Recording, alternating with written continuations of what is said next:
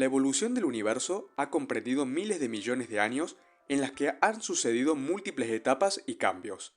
Analizar estos fenómenos nos ha permitido recabar más información sobre su forma, contenido y límites, y también a comprender que vivimos en un fugaz episodio en mitad de su expansión. La observación del universo reveló que no es estático, un dato fundamental para la astronomía. Si fuera posible rebobinar el tiempo, obtendríamos una clara conclusión. El cosmos tuvo un inicio concreto. ¿Y cómo sabemos que tuvo un inicio? Las observaciones del astrónomo estadounidense Edwin Hubble proporcionaron una sólida evidencia en esta dirección. Las galaxias más distantes de la Tierra muestran un efecto Doppler, que podemos interpretar como la velocidad a la que se alejan de la Vía Láctea. Esa velocidad es, además, proporcional a su distancia de nuestro planeta. Por tanto, nos indica que vivimos en un universo en expansión. Las galaxias se alejan de nosotros a mayor velocidad cuanto más lejos están.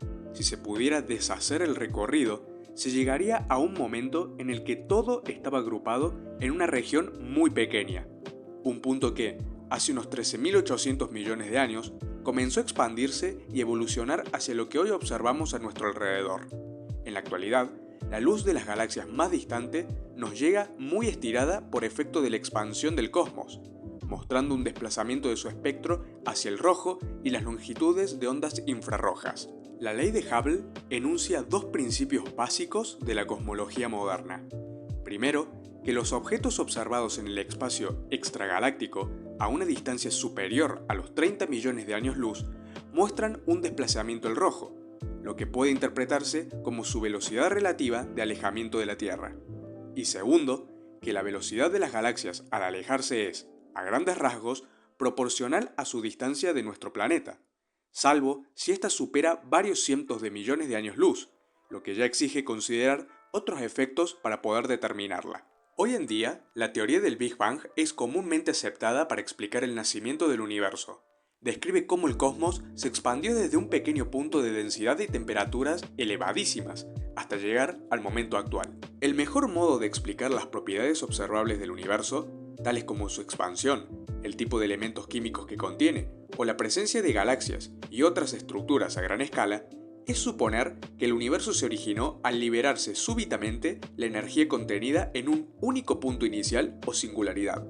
La teoría del Big Bang, o del Gran Estallido, ofrece una descripción de las fases por las que atravesó el universo hasta la creación de las primeras estructuras complejas. A su vez, se apoya en dos grandes pilares. Por un lado, la universalidad de las leyes físicas, es decir, las leyes de la naturaleza son las mismas en cualquier lugar del universo y en cualquier instante temporal. La teoría de la relatividad de Einstein es una de las mejores demostraciones de ello. Y por otro lado, tenemos el llamado principio cosmológico, que plantea que el universo es homogéneo e isótropo. Esto significa que, visto desde cualquier lugar por cualquier observador, en una escala lo suficientemente grande, el universo es el mismo y presenta las mismas propiedades físicas independientemente de dónde nos encontremos. El vasto tamaño del universo obliga a recurrir a medidas de distancia muy superiores al kilómetro, que lejos de la comodidad de nuestro planeta se queda demasiado pequeño. Por eso, recurrimos en su lugar al año luz, es decir, la distancia que recorre la luz en un año, 9.46 billones de kilómetros. En este sentido, a la hora de medir grandes distancias, también se utiliza habitualmente el parsec, equivalente a 3.26 años luz. Cuando hablamos del universo, solemos olvidarnos de una precisión importante. De lo que hablamos es del universo observable, es decir, aquello a nuestro alrededor cuya luz ha tenido tiempo de alcanzarnos. Como no podemos ver el resto, se suele utilizar ambos términos indistintamente, pero vale la pena recordar que aún hay universo más allá. ¿Qué hay en esas regiones invisibles a nuestros ojos? El principio cosmológico nos da la pista, más universo como el que podemos ver a nuestro alrededor. La hipótesis del principio cosmológico sostiene que, en escalas espaciales del orden de cientos de megaparsecs, el universo es isótropo y homogéneo, es decir, que hallaremos las mismas propiedades sin importar hacia qué punto del universo miremos. Resulta tentador pensar que el radio del universo observable es de unos 13.800 millones de años luz, lo que equivale a la edad del cosmos. Pero no hay que incurrir en este error tan habitual. Se debe tener en cuenta también su expansión. El radio del universo observable se ha calculado en unos 45.340 millones de años luz. Es lo que se denomina distancia propia y permite indicar la distancia que nos separa en la actualidad de las regiones más distantes del universo observable. El debate sobre qué geometría tiene el universo todavía está abierto, pero sí sabemos con bastante certeza que el universo observable es plano. Una vez establecido que el universo es homogéneo e isótropo, es decir, que allá donde miremos y sin importar en qué lugar del cosmos estemos, veremos lo mismo en todas las direcciones, se puede establecer algunas normas básicas para suponer qué forma tiene el cosmos en su escala más grande. Esto permite deducir que lo que podemos ver en nuestra región local, en el universo observable, es aplicable al resto del cosmos. Al respecto, existen tres posibilidades. Puede ser plano, es decir, sin curvatura alguna, ser abierto o presentar curvatura negativa, o ser cerrado, una curvatura positiva. Gracias a diferentes estudios, se estima que el universo observable es plano, con un 0.4% de margen de error, de forma que si el universo, en todo su conjunto, es plano, algo que todavía se discute, su extensión podría ser tanto finita como infinita. En ocasiones, se yerra al decir que un universo plano o abierto es necesariamente infinito, algo que solo es correcto si se cumplen otros requisitos.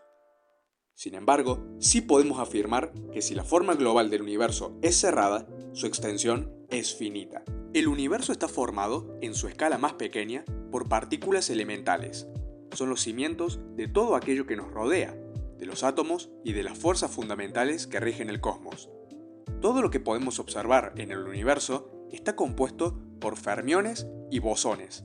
En primer lugar, los fermiones son partículas elementales, compuestas por quarks y leptones, o, en el caso de ser antipartículas, por antiquarks y antileptones. Los quarks se pueden combinar para formar hadrones.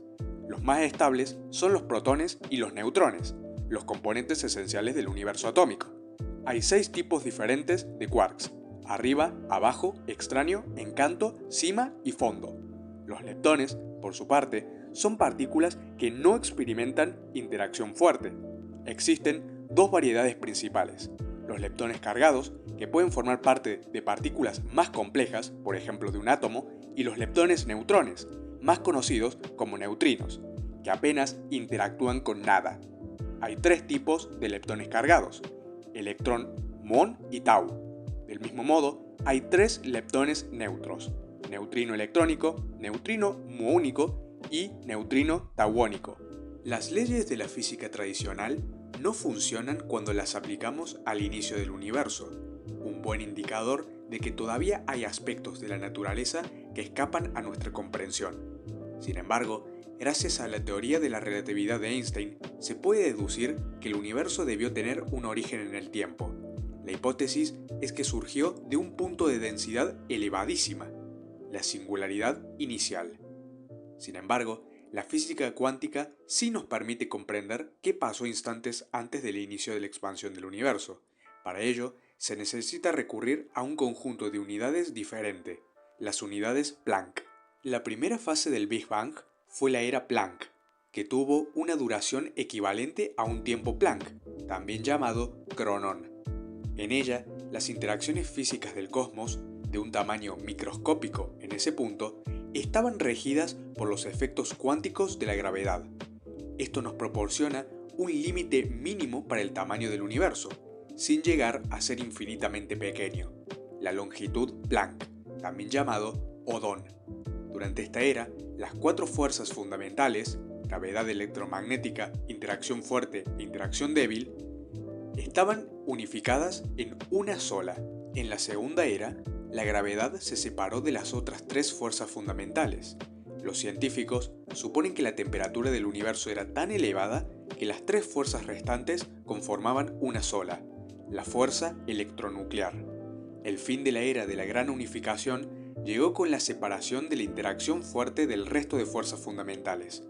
Este fenómeno enfrió el universo y provocó un pequeño exceso de materia sobre la antimateria, lo que marcó el inicio del proceso de inflación del universo. A partir de este momento, el universo comenzó a expandirse de manera exponencial con cada fracción de tiempo. Terminó tan solo 10 a la menos 32 segundos después del Big Bang, pero el universo observable expandió su tamaño desde un punto casi invisible a unos 10 centímetros. Esa expansión, aunque a menor velocidad, continúa en la actualidad. Sin haber cumplido siquiera un segundo de vida, el universo se fue enfriando progresivamente y dio lugar a nuevas eras y nuevos procesos que nos acercan al cosmos tal y como lo conocemos.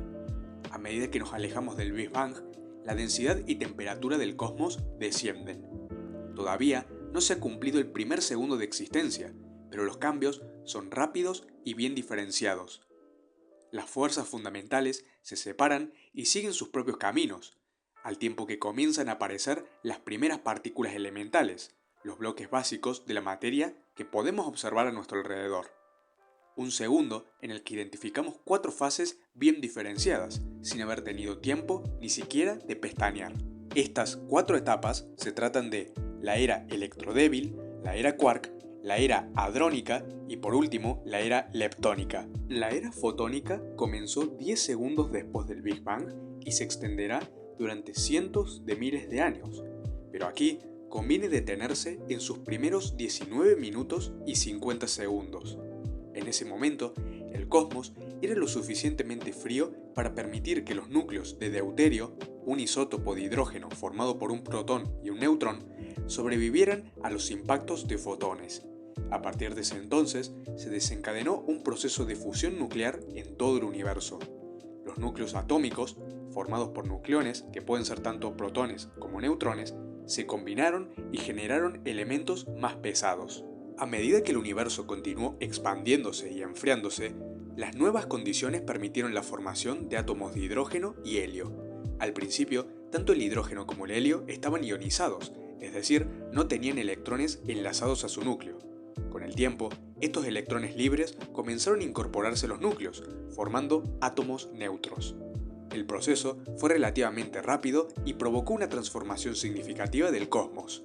El universo, hasta la era de la recombinación, era un plasma opaco, y los fotones solo podían recorrer pequeñas distancias. Sin embargo, al final de esta era, con los protones y electrones combinados en átomos neutros, esos mismos fotones que habían estado confinados en el plasma pudieron recorrer el universo libremente. Dicho de otra manera, la era de la recombinación provocó que el cosmos se volviese transparente. Aunque los fotones comenzaron a viajar libremente por el universo al finalizar dicha era, las primeras estrellas y galaxias no se formaron hasta 150 millones de años tras el Big Bang. Durante la era oscura, un periodo que solamente puede ser estudiado mediante la línea de 21 centímetros de hidrógeno, la mayor parte de la materia del universo era materia ordinaria compuesta por hidrógeno y helio. Con el nacimiento de las primeras estrellas, el universo entra en el segundo momento crucial de su evolución, la era de la reionización. Durante esta etapa, la materia neutra perdió sus electrones, debido a la enorme cantidad de radiación ultravioleta emitida por los primeros astros. Así, el universo volvió a componerse, principalmente de plasma ionizado. Sin embargo, la expansión del universo había provocado que la materia estuviese lo suficientemente difusa para permitir que continuara siendo transparente. El fin de la era oscura marcó el inicio del universo tal y como lo conocemos. Han pasado entre 100 y 150 millones de años desde el Big Bang. A partir de ese momento, el cosmos comenzó a adquirir ese aspecto que nos resulta tan familiar. Ahora bien, el Big Bang debería haber creado la misma cantidad de materia y antimateria, pero la materia, de algún modo, se impuso a su equivalente opuesto. La causa de este desequilibrio continúa generando más dudas que certezas. Todo lo que existe a nuestro alrededor, desde las formas de vida más pequeñas hasta las grandes estructuras galácticas, está formado por materia. Sin embargo, en el universo apenas hay antimateria.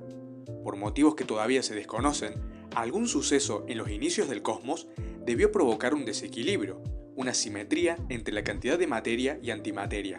Las partículas de antimateria tienen la misma masa que sus equivalentes en la materia, pero con cualidades opuestas.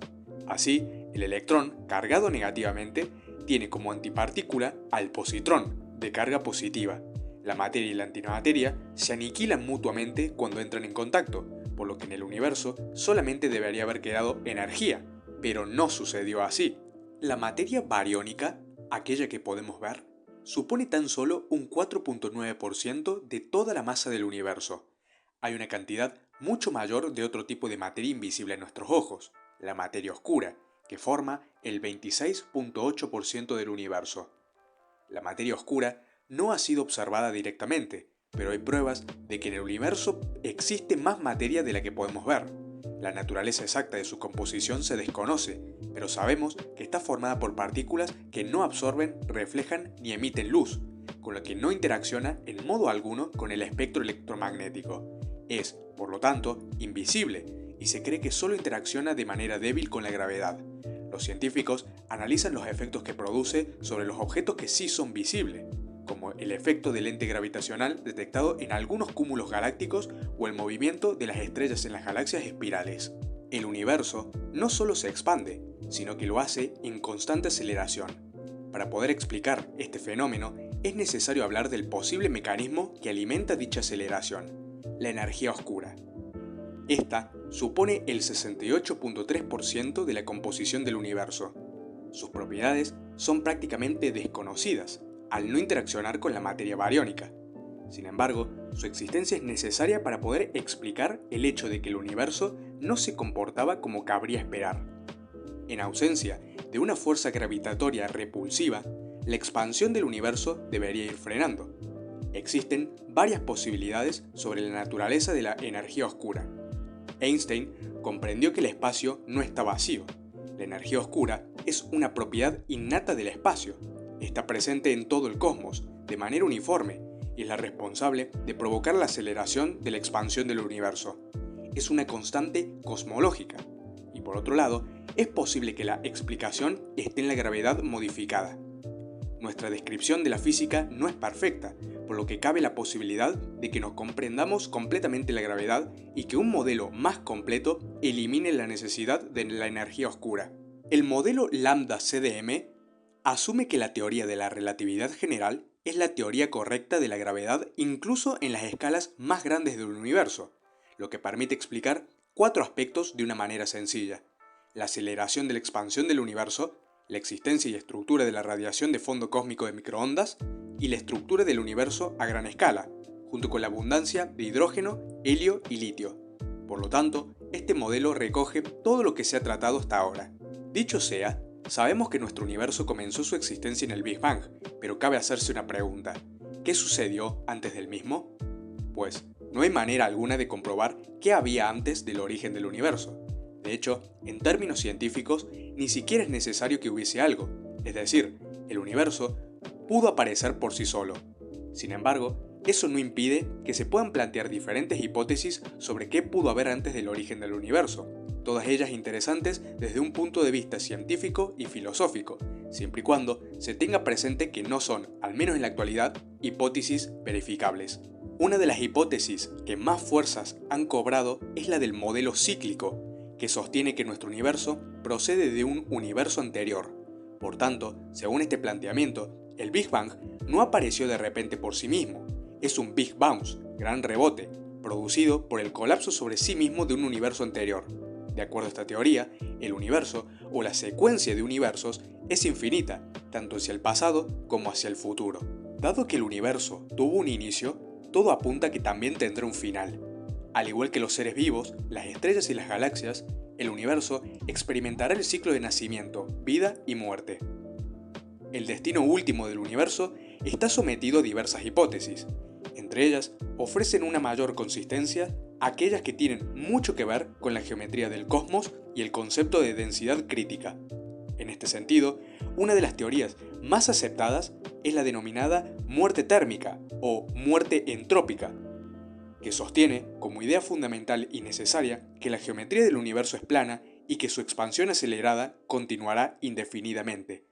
A lo largo de una escala de tiempo descomunal, las estrellas existentes se apagarán y una profunda oscuridad dominará un universo casi vacío. Dentro de esta hipótesis, se pueden diferenciar 4 eras.